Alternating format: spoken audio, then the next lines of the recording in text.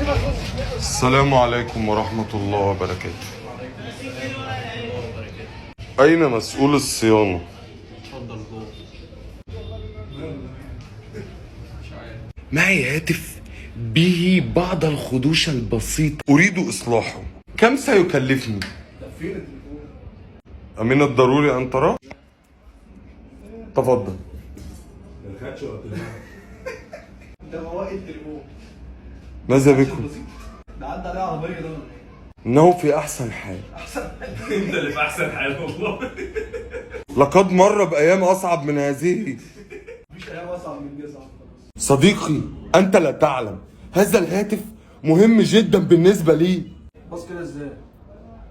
خدش بسيط. بص هو أنت بخير بس التليفون مش بخير. الحمد لله. بوردة وظهر وشاشة. سيكلفني هذا المال؟ مالا كثيرا. عندي لك طلبا أخويا، أريد رقم البعطيتي من هذا الهاتف. توصف لي فين البعطيتي وأنا أروح أجيبه لك أسهل من إن إحنا نطلعوه من التليفون. لقد قالوا إنك بارع جدا في هذه الأعمال. عايز عمل سفلي. سريعا ولست ساحرا. لن تستطيع أن تأتي لي برقم البعطيتي، للأسف. فلتأتي لي بصورتي وأنا كنت أفعل هكذا. مع البعطيتي ولا من غيره؟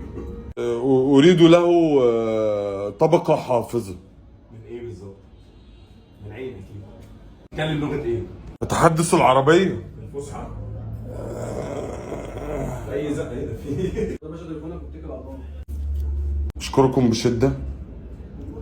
اوعى تقول. ماذا؟ يا جدع لسه اهو. قولوا ماذا؟ الجملة اللي بعديها. أشكركم بشدة. والسلام عليكم ورحمة الله وبركاته.